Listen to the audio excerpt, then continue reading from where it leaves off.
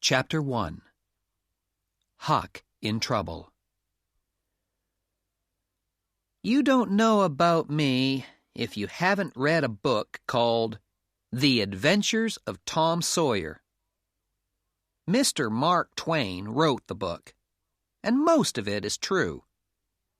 In that book, robbers stole some money and hid it in a very secret place in the woods.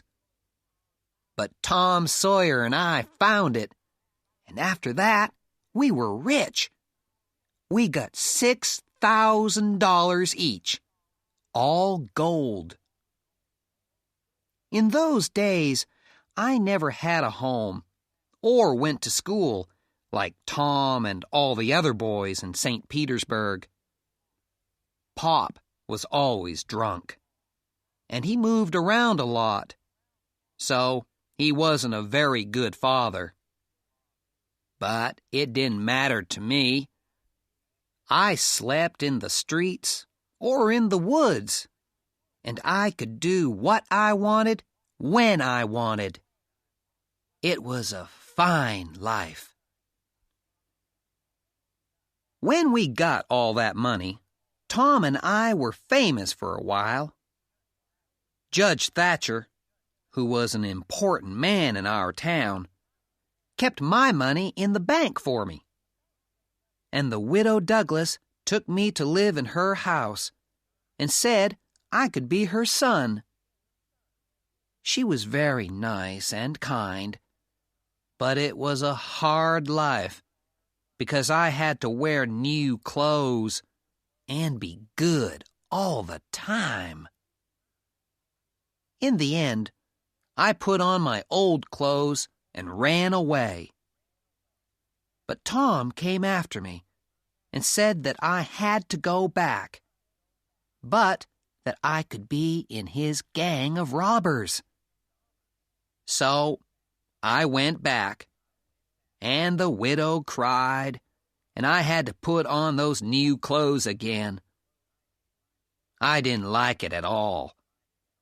Her sister, Miss Watson, lived there too. She was always saying, "Don't put your feet there, Huckleberry," and "Don't do that, Huckleberry." It was terrible. When I went up to bed that night, I sat down in a chair by the window. I sat there a good long time, and I was really unhappy. But just after midnight, I heard meow, meow outside. Very softly, I answered, meow, meow. Quietly, I put out the light and got out through the window. In the trees, Tom Sawyer was waiting for me. We went through the trees to the end of the widow's garden. Soon we were on top of a hill on the other side of the house. Below us, we could see the river and the town. 1 or 2 lights were still on, but everything was quiet. We went down the hill and found Joe Harper, Ben Rogers, and 2 or 3 more of the boys. Then Tom took us down the river by boat to a secret place, which was a cave deep in the side of a hill. When we got there, Tom told us all his plan. "Now, we'll have this gang of robbers," he said, "and we'll call it Tom Sawyer's Gang. If somebody hurts one of us, the others will kill him and his family. And if a boy from the gang tells other people our secrets, we'll kill him and his family too." We all thought this was wonderful, and we wrote our names in blood from our fingers. Then Ben Rogers said, Now, what's the gang going to do?" "Nothing," replied Tom. "Just rob and kill. We stop people on the road, and we kill them, and take their money and things. But we can keep a few of the people, and then their friends can pay money to get them back. That's what they do in the stories in books." But Ben wasn't happy. "What about women?" he asked. "Do we kill them too?" "Oh, no," Tom answered. "We're very nice to them, and they all love us, and they don't want to go home." "Then the cave will be full of women and people waiting, and we'll have to watch them all night." "We'll all go home now," Tom said, "and we'll meet next week, and we'll kill somebody and rob somebody." Ben wanted to begin on Sunday, but the others said no. It was bad to kill and rob on a Sunday. My clothes were very dirty, and I was very tired when I got back. Of course, the next morning, Miss Watson was angry with me because of my dirty clothes, but the widow just looked unhappy. Soon after that, we stopped playing robbers because we never robbed people, and we never killed them. Time went on, and winter came. I went to school most of the time, and I was learning to read and write a little. It wasn't too bad, and the widow was pleased with me. Miss Watson had a slave, an old man called Jim, and he and I were good friends.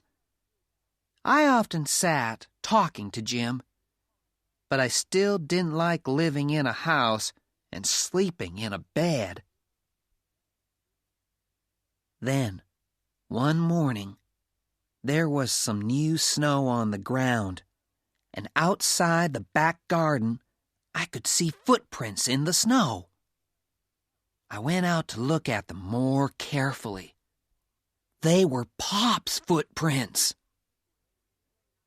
A minute later, I was running down the hill to Judge Thatcher's house. When he opened the door, I cried, "Sir, I want you to take all my money. I want to give it to you." He looked surprised. "Why, what's the matter?" "Please, sir, take it. Don't ask me why." In the end, he said, "Well, you can sell it to me then." And he gave me $1, and I wrote my name on a piece of paper for him. That night, when I went up to my room, Pop was sitting there, waiting for me. I saw that the window was open, so that was how he got in. He was almost 50, and he looked old. His hair was long and dirty, and his face was a terrible white color. His clothes were old and dirty, too, and 2 of his toes were coming through his shoe. He looked at me all over for a long time, and then he said, "Well, just look at those clean, tidy clothes. And they say you can read and write now. Who said you could go to school?" "The widow," I began. "Oh, she did she? Well, you can forget about school. I can't read, and your mother couldn't read. No one in our family could read before they died. So who do you think you are? Go on, take that book and read to me." I began to read, but he hit the book and it flew out of my hand, across the room. Then he shouted, "They say you're rich. How's that?" "It isn't true." "You give me that money. I want it. Get it for me tomorrow." "I haven't got any money. Ask Judge Thatcher. He'll tell you. I haven't got any money." "Well, give me what you've got in your pocket now. Come on, give it to me." "I've only got $1, and I want that to—" "Give it to me. Do you hear?" He took it, and then he said he was going out to get a drink. When he was outside the window, he put his head back in and shouted, "And stop going to that school, or you know what you'll get." The next day, he was drunk, and he went to Judge Thatcher to get my money. The judge wouldn't give it to him. But Pop didn't stop trying, and every few days I got $2 or $3 from the judge to stop Pop from hitting me. But when Pop had money, he got drunk again and made trouble in town. He was always coming to the widow's house, and she got angry and told him to stay away. Then Pop got really angry, and one day he caught me and took me a long way up the river in a boat. I had to stay with him in a hut in the woods, and I couldn't go out by myself. He watched me all the time. The widow sent a man to find me and bring me home, but Pop went after him with a gun, and the man ran away. Chapter 2. Huck escapes and finds a friend. Mostly, it was a lazy, comfortable kind of life. But after about 2 months, Pop began to hit me too much with his stick. He often went away into town, too, and then he always locked me in the hut. Once, he was away for 3 days, and I thought I was never going to get out again. When he came back that time, he was drunk and angry. He wanted my money, but Judge Thatcher wouldn't give it to him. The judge wanted to send me to live with the widow again, Pop told me. I wasn't very pleased about that. I didn't want to go back there. So I decided to escape and go down the river and live in the woods somewhere. When Pop was out, I began to cut a hole in the wooden wall of the hut. In a few days, when the hole was bigger, I could take the wood out, escape through the hole, and put the wood back. One morning, Pop sent me down to the river to catch some fish for breakfast. To my surprise, there was a canoe in the water, and there was no one in it. Immediately, I jumped into the river and brought the canoe to the side. It was lucky that Pop didn't see me, and I decided to hide the canoe under some trees and use it when I escaped. That afternoon, Pop locked me in and went off to town. He won't be back tonight, I thought. So I began to work hard at my hole. Soon, I could get out through it, and I carried food and drink and Pop's gun down to the canoe. Then I put back the wood to hide the hole, took the gun, and went into the woods.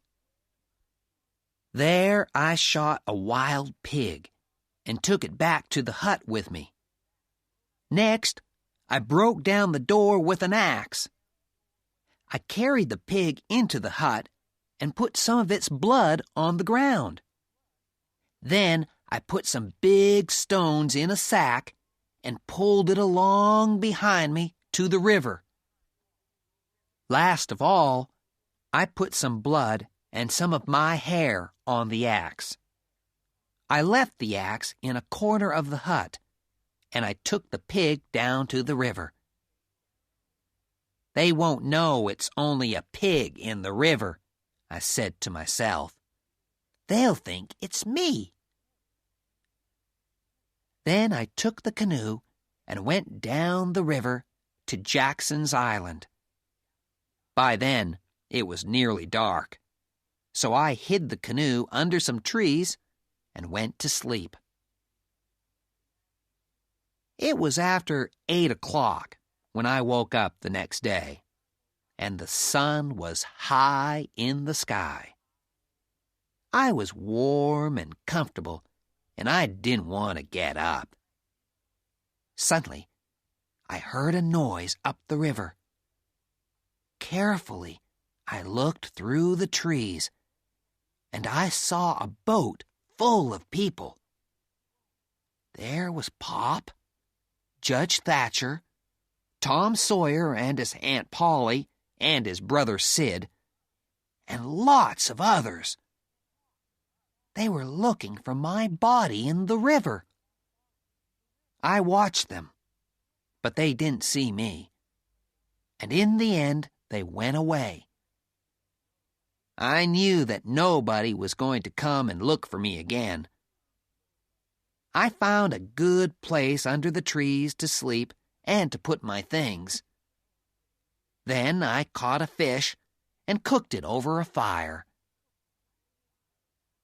I lived like that for 3 days, and then I decided to have a look round the island. So I went into the woods. This is my island, I thought. I'm the only person on it. Suddenly, just in front of me, I saw a fire, and it was still smoking. There was somebody on my island. I didn't wait.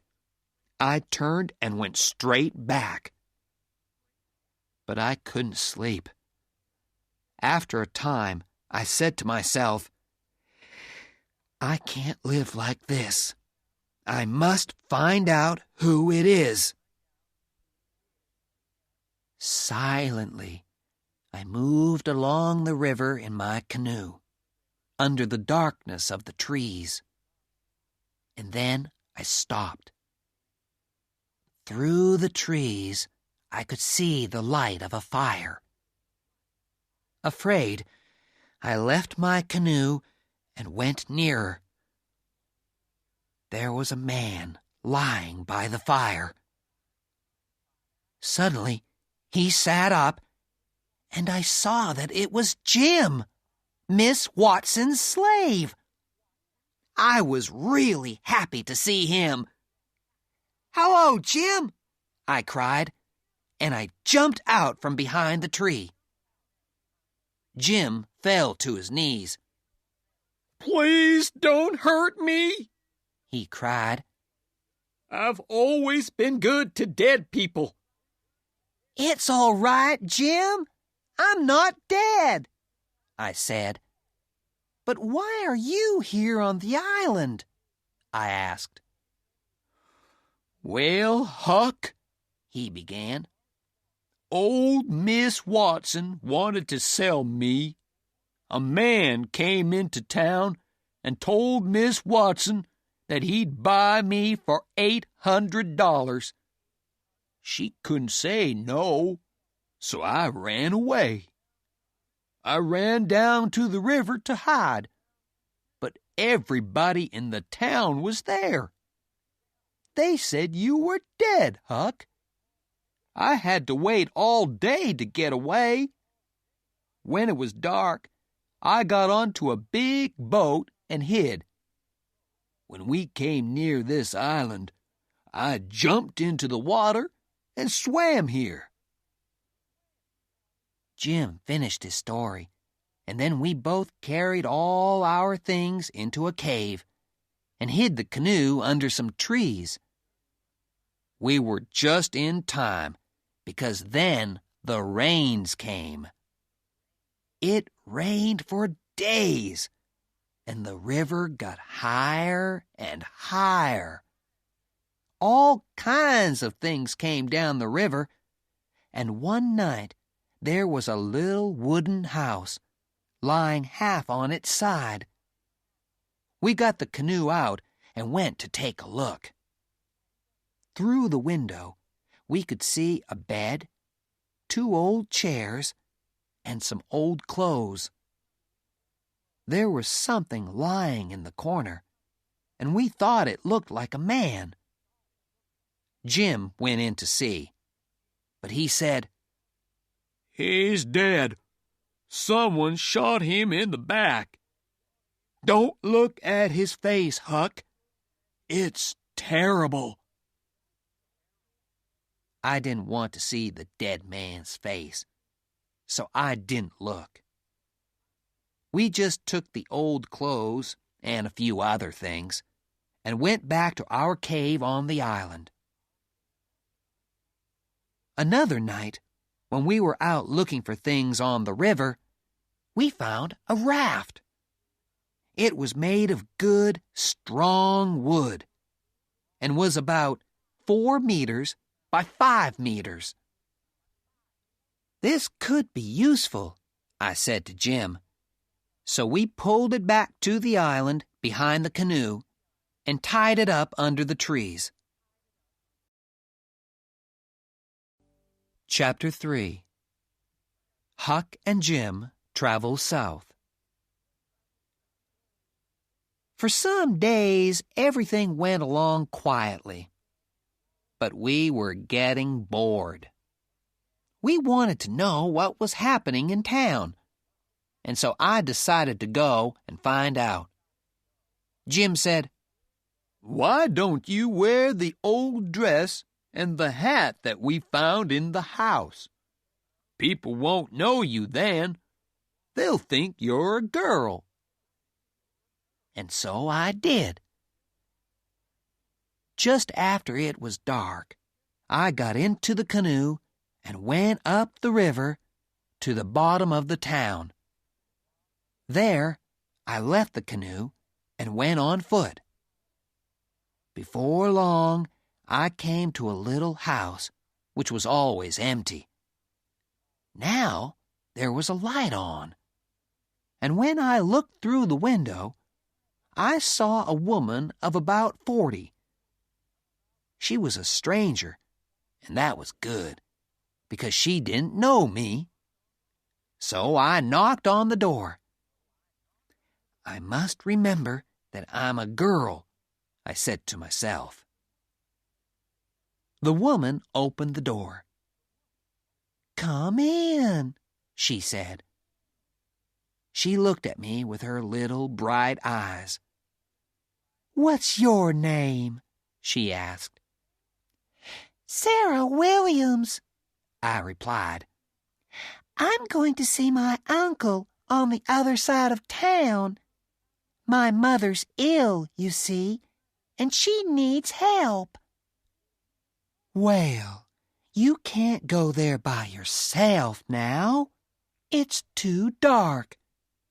My husband will be home in about an hour. Wait for him, and he'll walk with you." And then she began to tell me about all her troubles. I was getting bored with all this, until she said something about Pop and my murder. "Who did it?" I asked. "Well," she replied, "some people say old Finn did it himself. Other people think it was a slave who ran away that night.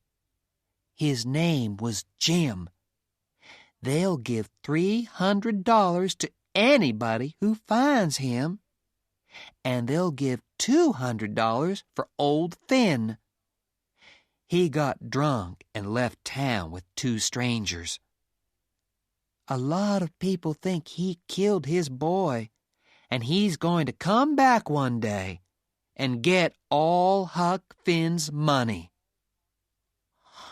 "And what about the slave?" I asked.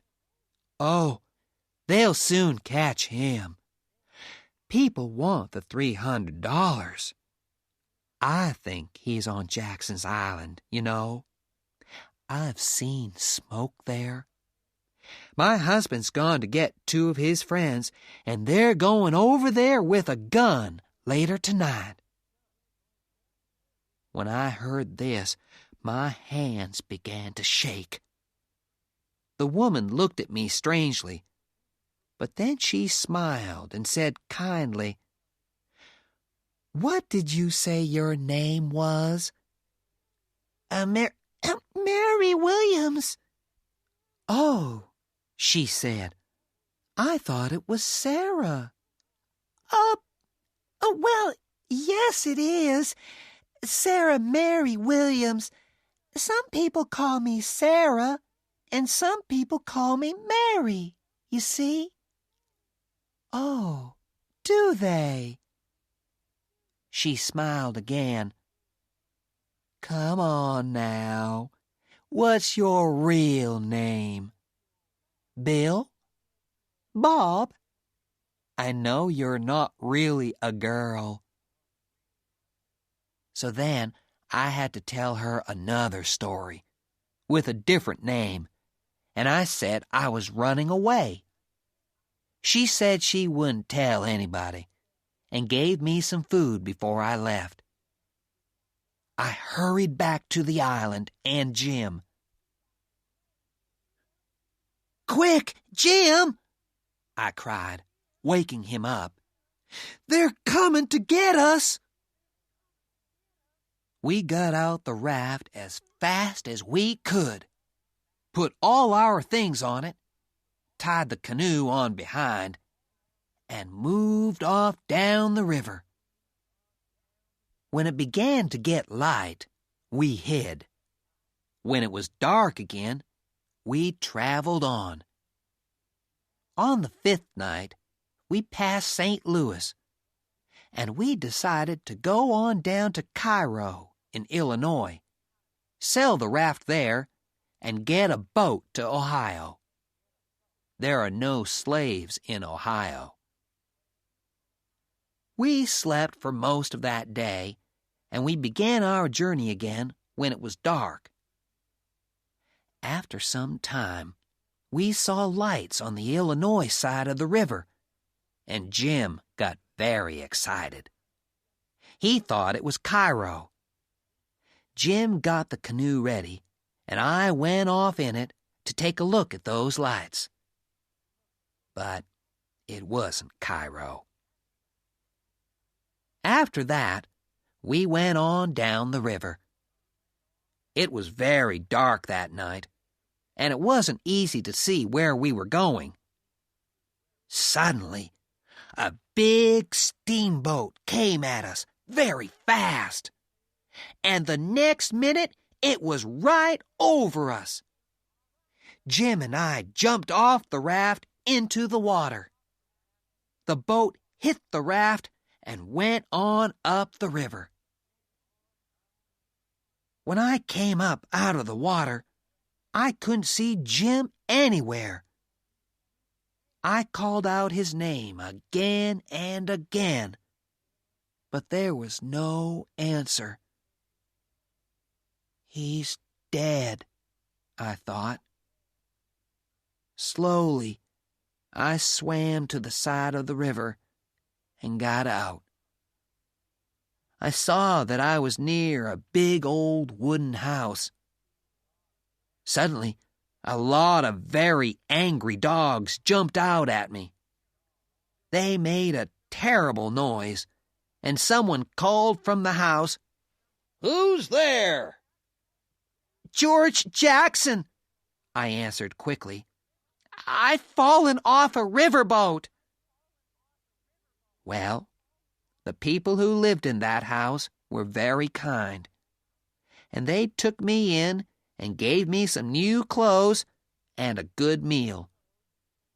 I told them that my family were all dead, so they said I could stay with them as long as I wanted. It was a beautiful house, and the food was good there, so I stayed. A few days later, one of the slaves in the house came to me and said, "Come with me." Together, we went down to some trees by the river. "In there," he said, and went away. On the ground, I found a man asleep. It was Jim! I was really pleased to see him. When the steamboat hit the raft, Jim told me, the raft didn't break up. Jim swam after it and caught it. Then he began to look for me. We decided to leave at once. It's all right living in a house for a little while, but you feel more free and easy and comfortable on a raft. Chapter 4. The Duke and the King. 2 or 3 days and nights went by, and nothing much happened. We traveled at night when it was dark and everybody was asleep. We didn't want anyone to see Jim and ask questions about him. Then, one morning, just after it was light, I found a little canoe. So I got into it and went over to the side of the river. I was looking round when suddenly 2 men ran through the trees. "Help!" they cried. "There are men and dogs trying to catch us, but we've done nothing wrong." One of the men was about 70 years old. The other was about 30, and they both had very old, dirty clothes. I said they could come with me, and we ran quickly back to the canoe. Back on the raft, we talked for a time, and then the young man said, "My friends, I think I can tell you my secret now.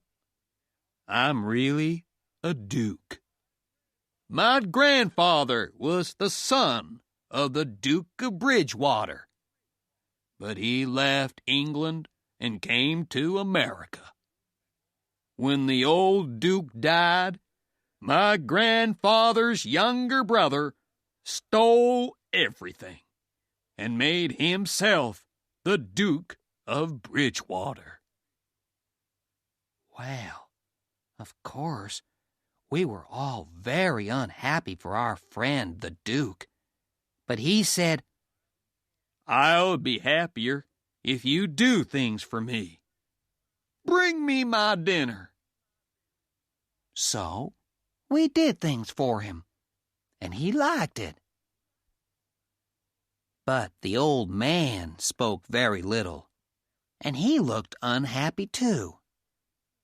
After a time, he said, "You know, Bridgewater, I, too, have a secret." And he began to cry. "What do you mean?" the Duke asked. "What's your secret?"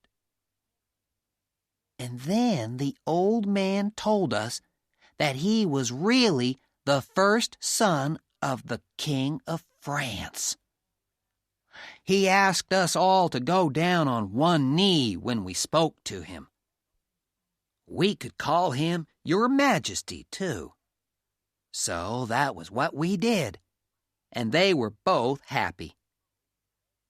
Of course, I knew that they weren't really a duke and a king, but I didn't tell Jim. It's best if everybody is happy when you're living together on a raft. The king and the duke were very interested in Jim. Is he a slave? They wanted to know. Is he running away? I had to tell them something. So I said that Jim belonged to my uncle and was taking me to my family in New Orleans.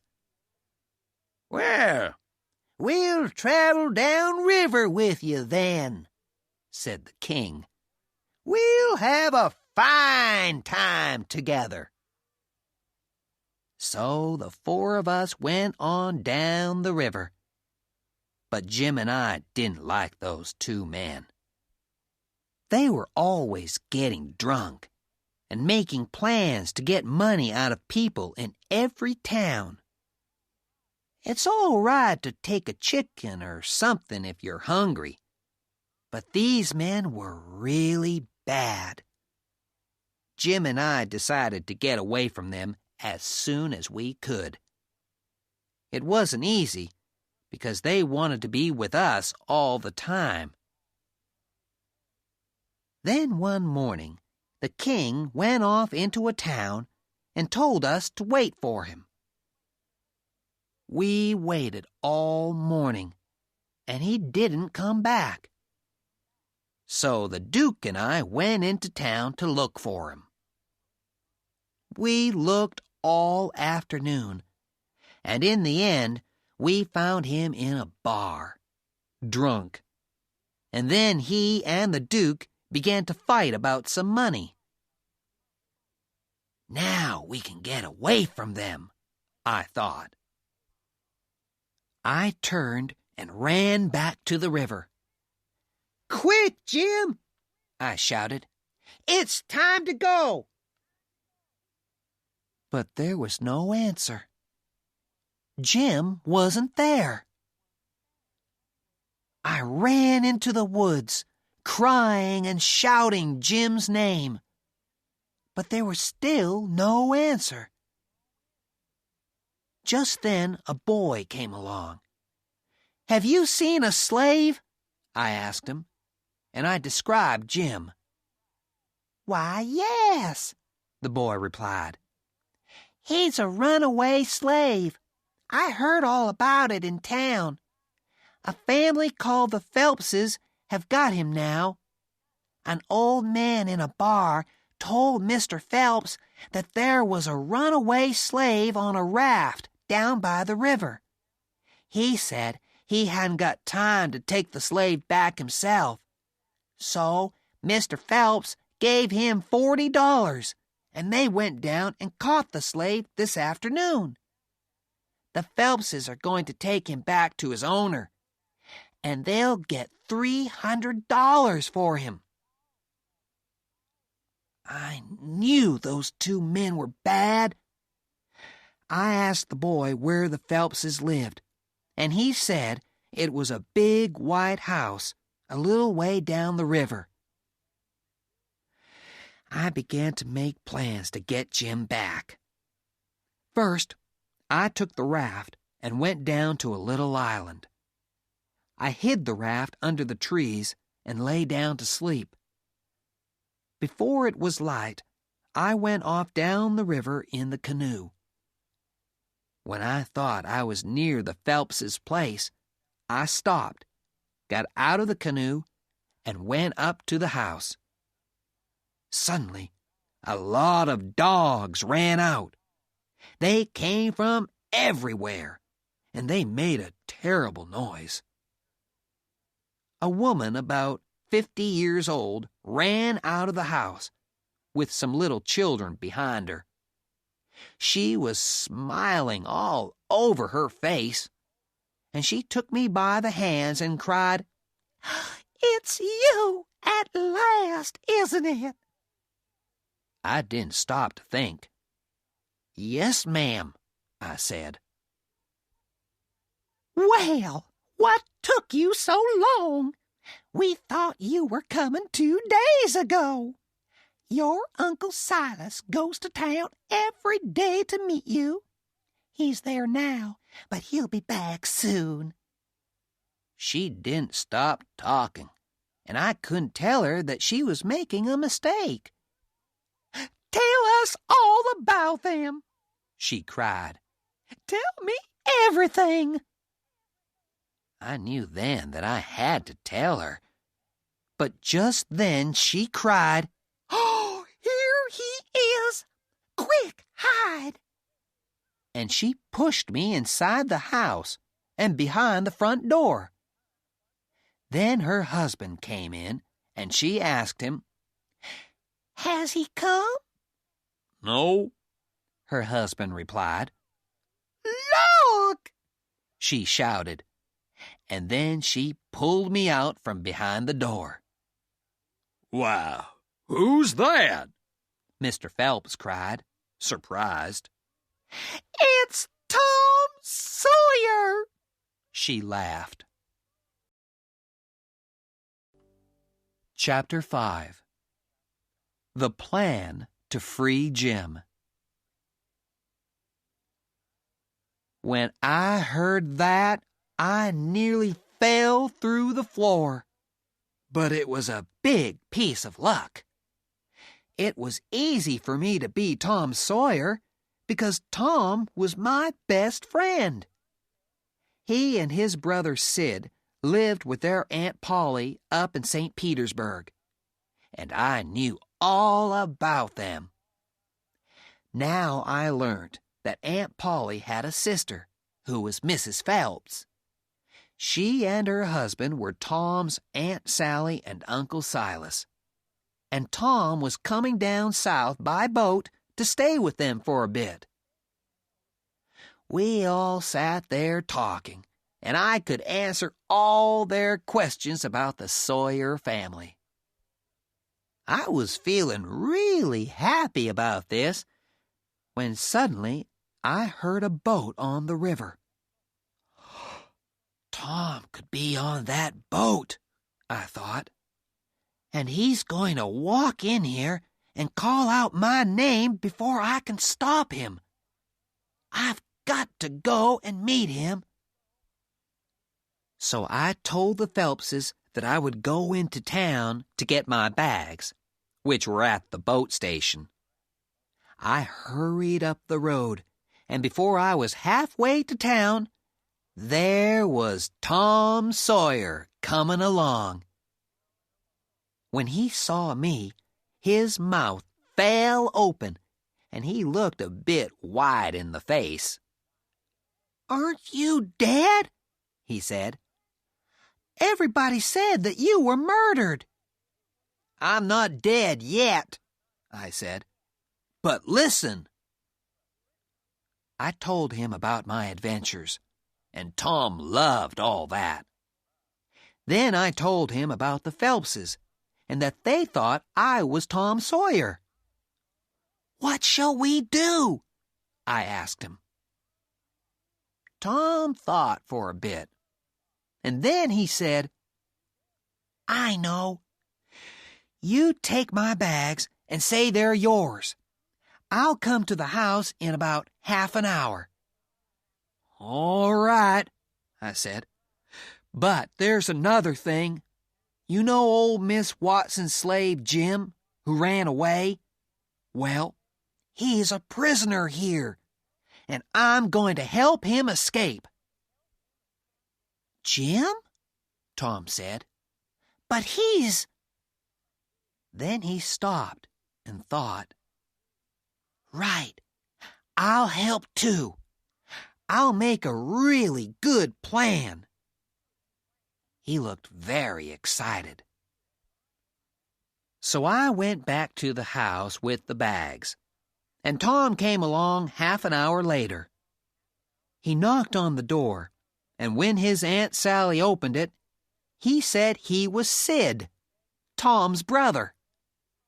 He wanted his visit to be a surprise for his dear old Aunt Sally, he said. Well, Aunt Sally was very pleased to see Tom and Sid. She thought it was wonderful. She and Uncle Silas were really nice people. When we were alone later, Tom and I talked about Jim's escape. I said I had a plan, and Tom listened to it. It's a good plan, he said when I finished. But it's too easy. It's got to be a real escape, like a real adventure in a storybook. So we want something difficult and dangerous. Now, listen to this. So he told me his plan. I knew it would be a good one, because Tom's plans are always crazy and exciting. And we sure had a lot of fun with that plan. We knew that Jim was locked up in a hut outside the house.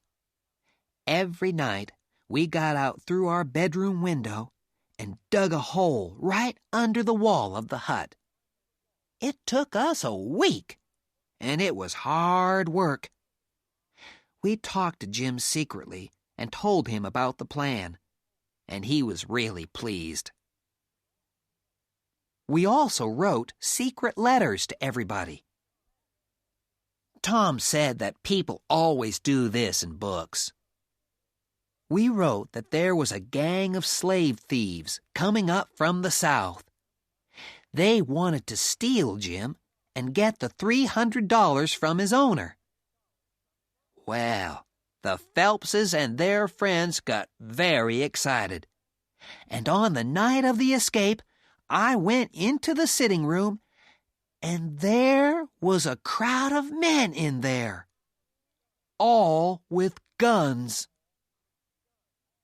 I ran and told Tom, and he said that this was really good. It's a real adventure now, all right, he said, very excited. Perhaps they'll come after us and shoot, and we'll all get killed. Well, there wasn't time to think about it, because it all happened so quickly. We got Jim out through the hole under the wall and began to run down to the river.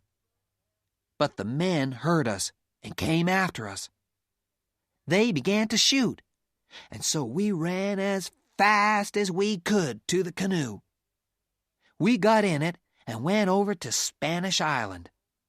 My raft was there, and our plan was to escape on that and go on down river. Now, Jim, I cried, you're a free man. We were all very happy, but Tom was the happiest of all because he had a bullet in his leg. When Jim and I heard that, we weren't so happy. Tom wanted the adventure to go on, but Jim and I said that a doctor must look at Tom's leg. Tom was getting angry about this, but Jim said, "You listen to me, Tom Sawyer. You say I'm a free man now, and perhaps I am. But old Jim is not going to run away and leave one of his friends with a bullet in his leg. So I'm staying right here until a doctor comes." I knew Jim would say that. He was a good, true friend, and you can't say that about many people. Well, that was the end of the adventure, really. I went and found a doctor in the town. He was a kind old man, and he said he would go over to the island. But Tom's leg got very bad, and the next day the doctor and some other men carried Tom home to the Phelpses' house. They brought Jim, too, and they locked him up in the hut again. But the doctor said, "Be kind to him, because he didn't run away, and he stayed to help me with the boy." they took Tom up to bed because his leg was really bad, and Aunt Sally sat with him while he slept. I didn't want to answer any questions, so I kept out of everybody's way. When Tom woke up the next day, he felt better. I was in the room, and he said to me, "Jim's all right, isn't he?" I didn't know what to say, because Aunt Sally was listening, and before I could stop him, Tom went on. "We did it, Aunt Sally. Me and Tom here. We helped Jim escape." He told her all about the digging and everything, and Aunt Sally's mouth was opening and closing like a fish. Then she got really angry with Tom. "That slave is locked up again, and he's going to stay there. And if I catch you again—" Tom suddenly sat up in bed. "You can't do that!" he cried. "Jim was old Miss Watson's slave, but she died 2 months ago. Before she died, she wrote that she wanted Jim to be free and not a slave anymore. Jim's a free man, not a slave." Well, that was a surprise to me and Aunt Sally. She thought Tom was crazy. "But, Sid, why did you help him to escape if he was free already?" she said. "I wanted the adventure, of course," said Tom. "We made a really exciting plan, and—" "Oh, my! Aunt Polly!" We turned round, and there was Tom's Aunt Polly in the doorway. That was the second big surprise. Aunt Sally was really pleased to see her sister, and jumped up to put her arms round her. I got under the bed as fast as I could. There was trouble coming for me and Tom, that was for sure. Then Aunt Polly said to Tom, "You always were a terrible boy, Tom Sawyer, and I want to know—" "But, Polly, dear," said Aunt Sally, "this isn't Tom, it's Sid. Tom was here a minute ago. Where is he?" "Where's Huck Finn, you mean?" replied Aunt Polly. "Come out from under that bed, Huck Finn." So Tom and I had to explain everything. Aunt Polly said that Aunt Sally wrote and told her that Tom and Sid were there. She knew that it wasn't true, so she decided to come and find out what was happening. But she said that it was true about Miss Watson, and that Jim was a free man now. We got Jim out of the hut, and Aunt Sally and Uncle Silas were really nice to him. Later, Tom, Jim, and I had a long talk by ourselves. Tom talked and talked, and then he said, "Let's all 3 of us run away one night and go and have adventures in the wild country down south." It sounded like a good plan to me. "The only thing is," I said, "I haven't got any money to buy the right clothes and things. All my money back in St. Petersburg will be in Pop's pockets by now." "No," said Tom. "Your money's all there. Your Pop never came back." "No, and he won't come back, Huck," Jim said. "You remember that dead man on the river when I said, 'Don't look at his face'? Well, that was your Pop. You can get your money when you want." Tom's leg is almost better now, and I haven't got any more to write about. I'm really pleased about that, because it was very difficult to write a book, and I won't do it again. But I think I'm going to have to run away before the others, because Aunt Sally wants me to live with her. I'll have to sleep in a bed and wear clean clothes and learn to be good. And I can't do that again. I've done it once already. The end. Yours truly, Huck Finn.